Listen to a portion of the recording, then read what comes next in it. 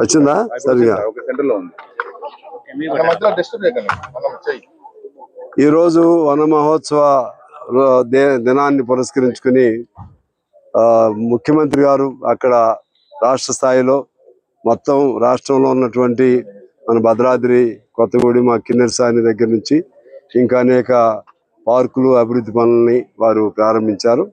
దానిలో భాగంగా ఇక్కడ మన భద్రాద్రి జిల్లా, కొత్తగూడెం జిల్లా కిన్నెరసానిలో ఇక్కడ కూడా కొన్ని మన సఫారీ 3 వాహనాలు, అదేవిధంగా బటర్ఫ్లై పార్క్ ఒకటి, అలాగే ఫీడింగ్ సెంటర్ ఒకటి, అలాగే సిమెంట్ రోడ్డు, ఇంకా ఇతర అంశాలు కొన్ని ఇవాళ ఇక్కడ ప్రారంభించుకోవడం జరిగింది.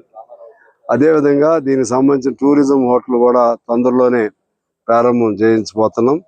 అలాగే ఇంకా కాటేజ్ కూడా ఇక్కడ చాలా మేరకు కొత్తగా కాటేజ్లు వచ్చినాయి. ఇంకొన్ని కొత్త బోట్స్ కూడా ఇంకా 3 ఉంటాయి కదా, ఇంకొక 3 బోట్స్ కూడా వస్తాయి.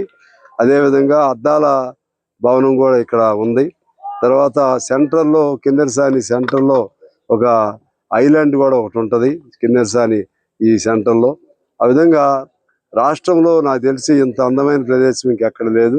ఈ అన్ని డెవలప్ చేసుకుంటూ వీటితో పాటు పక్కనే ఫారెస్ట్ కూడా ఉంది కాబట్టి ఫారెస్ట్ ఇది 2 కలిపి టూరిజం రెండింటిని సమ్మిళితం చేసుకుంటే ఫారెస్ట్లో కూడా మన ఇక్కడ టూరిజం, దీంతో పాటు జూ పార్క్ కూడా అప్పుడు మన అధికారులు డిఎఫ్ఓ గారు వాళ్ళు కూడా ఒకవేళ శాంక్షన్ వస్తే ల్యాండ్ అలొకేట్ చేయడానికి ఇబ్బంది ఏమి లేదన్నారు.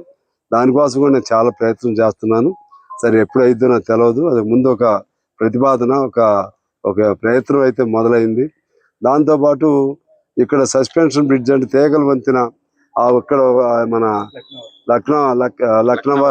లక్నవరంలో ఉన్నట్లుగా మన దగ్గర కూడా మనది ఇంకా పెద్దది, అది కూడా ప్రయత్నం చేస్తున్నాం.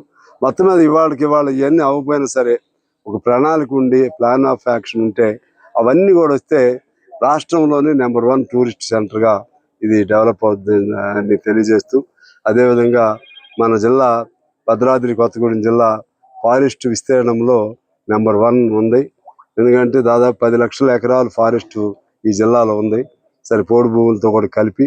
అలాగే ఇంకా మన గ్రీనరీ కవరేజ్ సంబంధించి కూడా 48% ఉన్నాం మనం. మామూలుగా రిక్వైర్డ్ పర్సంటేజ్ 33 ఉండాలి, మనం ఇంకా ఎక్కువ ఉన్నాం మనం.